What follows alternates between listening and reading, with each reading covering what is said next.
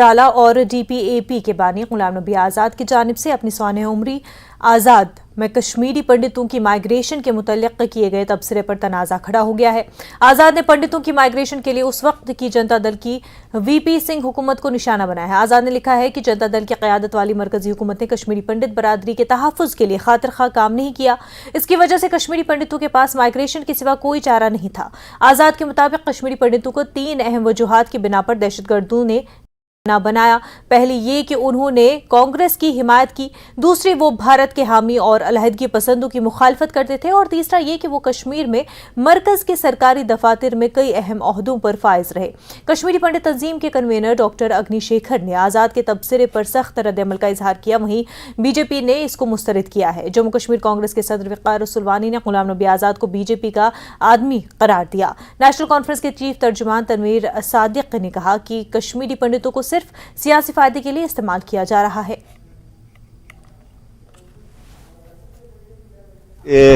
इस बात को मानना पड़ेगा, किसी भी माइग्रेशन को रोकने के लिए केंद्र सरकार का सहयोग रहता है। मुझे लगता है कि जगमोहन जी को वहां पर भेजा तो गया, लेकिन जो विल थी, जो इच्छा शक्ति थी, उसमें कहीं ना कहीं कमी थी। कश्मीरी पंडित समाज के प्रति ये षड्यंत्र आज से शुरू नहीं हुआ। ये 70 साल पहले जब आज़ादी थी तभी से इस प्रकार की प्लानिंग हुआ करती थी, और उसी को धीरे धीरे यहाँ पर कार्यान्वित किया गया, और उनको एक समय आया जब उनको मौका मिला तो उन्होंने उस चीज़ को अंजाम दिया। ये गलत धारणा है जो पिछली कमियों के कारण से जो कांग्रेस की सरकारें रही है, इसी प्रकार से इस प्रकार का माहौल बनता रहा, तो उसी का परिणाम है कि ये माइग्रेशन हुई। कि किसी एक व्यक्ति का काम इतने बड़े षड्यंत्र में नहीं रहता है। केंद्र सरकार की जो सपोर्ट चाहिए थी, उसमें मैं पहले कह चुका हूं, उसमें कहीं कमी रही होगी। एक व्यक्ति वहां पर रह करके केंद्र सरकार की सहायता के बिना ये कर पाता। उन्होंने उस वक्त के हालात को जाना, समझा, और उसी के कारण से नहीं तो जो एक साजिश चल रही थी कश्मीरी पंडितों को मारना, और ये इसके पीछे पाकिस्तान की सपोर्ट तो थी ही, लेकिन कहीं ना कहीं ये जो बैठे केंद्र सरकार है उनकी भी सपोर्ट होगी। देखिए, पहले तो मैंने आज़ाद साहब की किताब पढ़ी नहीं। अब आपकी तरफ से जितनी मैं सुन रहा हूँ, जितनी इन्फॉर्मेशन है, उसमें फिर से कश्मीरी पंडितों की बात उठी। जब जब किसी को कंट्रोवर्सी उठानी होती है, कश्मीरी पंडितों को एक यूज किया जाता है, एक टूल कंट्रोवर्सी उठाने के लिए। अब ये तो हमें भी पता है, आप 10 बार भी झूठ बोल दें कि कश्मीरी पंडित के वक्त फारूक साहब था या कुछ हो, ये तो हम सबको पता है कि गवर्नर जगमोहन था, और फारूक साहब के कहने पे बार बार जगमोहन को फिर से उसके बावजूद भी यहां ले आए, और उसी की वजह से फारूक साहब ने इस्तीफा दिया। तो मेरा मानना है कि कश्मीरी पंडितों को आप बार बार इस्तेमाल क्यों कर रहे हैं, क्यों उन जख्म फिर से कुरेद रहे हैं। अब इतने बरस हो गए, 30 से ज्यादा बरस हो गए कश्मीरी पंडितों को।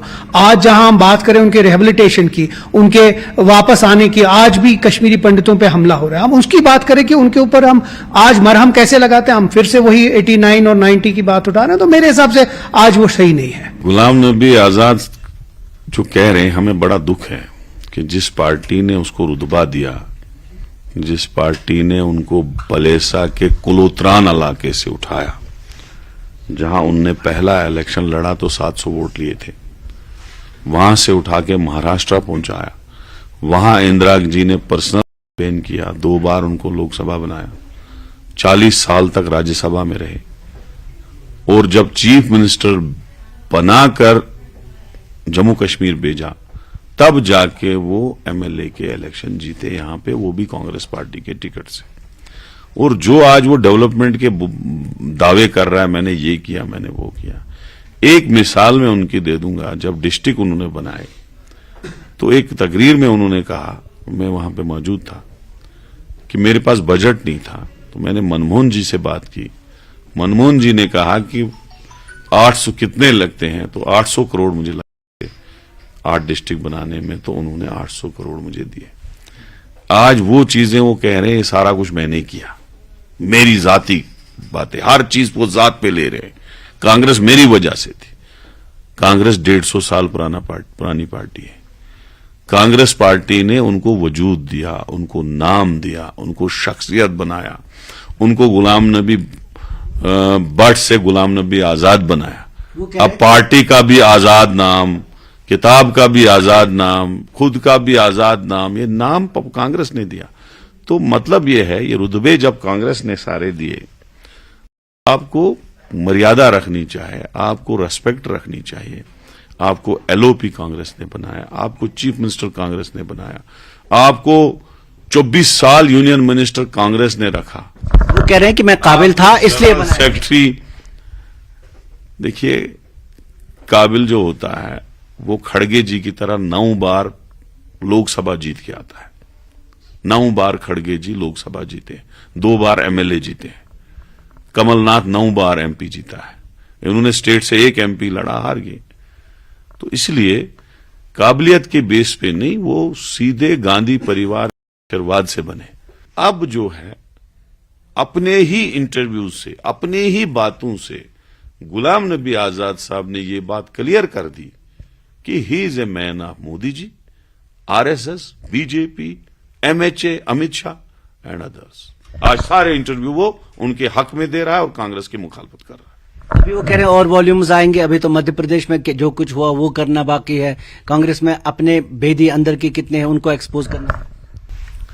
वो आप सब कुछ बोलेंगे, उसको हक बनता है, क्योंकि कांग्रेस ने उसको इतना कुछ दिया है। मेरी पहली प्रतिक्रिया यह है कि गुलाम नबी आजाद एक संजीदा है, लंबे समय से पार्लियामेंट से लेकर के हमारे चीफ मिनिस्टर भी रह चुके हैं। उनके कई बयान मैंने सुने भी हैं, फॉलो भी किए हैं। उन्होंने अगर ऐसा कहा है तो ये अफसोसनाक है, और इसे ऐसा कहने का कि वो कांग्रेसी थे अधिकांश और इसलिए निकाले गए या जो भी आपने दूसरे कारण बताया, क्योंकि मैंने किताब अभी पढ़ी नहीं, अभी कल ही वो रिलीज हुई है, मैंने ऑर्डर किया है। तो ये डिनायल ऑफ जेनोसाइड है सीधे सीधे, कि जो कुछ हुआ है उसको कैसे हम डिनाई करेंगे, उसी की प्रोसेस की कड़ी के रूप में मैं देखता हूं यदि उन्होंने ऐसा कहा है। लेकिन जो ये कहना कि पैट्रियट थे, इसकी मैं तारीफ करता हूं। ये तो मानते थे कि पैट्रियटिज्म की वजह से कश्मीरी पंडितों को निकाल बाहर किया गया। ये कहना कि बड़े बड़े ओहदों पर थे, ये उस कैंपेन का हिस्सा है जो हमारे खिलाफ चलाई गई। हम ही नहीं थे, बाकी लोग भी तो थे। अगर कांग्रेसी होने से ही निकाला गया था तो नीलकंठ जज क्या थे, प्रेमनाथ भट्ट क्या थे, और जो लसाकोल क्या थे। यार वो 2 धमकियां देखिए ना आप, वो अखबार खोलिए, वो देखिए, उन लोगों से, सर्वाइवर से मिलिए आप, जो गांव में, दूर दराज गांव में आपने बेगुनाह लोगों को कत्लेआम जो किया, जिसे हम नरसंहार या जेनोसाइड कहते हैं, क्या वो सारे कांग्रेसी थे? टिकालाल जो जिनको शहीद किया गया वो कांग्रेसी था क्या? कितने नाम हम गिना सकते हैं? सर्वानंद कोल प्रेमी एक पोएट था, वो कांग्रेसी था क्या? तो इसलिए ये कहना कि एक पार्टी के लेबल, ये ऐसा नहीं है कि पार्टियों की वजह से, वो साफ साफ के उनको निजाम मुस्तफा स्थापित कायम करना था। उसके चलते जो जुनून पैदा किया, जो एंटी इंडिया, एंटी हिंदू और प्रो इस्लामाइजेशन के लिए जो माहौल बना, उसका शिकार कश्मीरी पंडितों को बनाया जाए।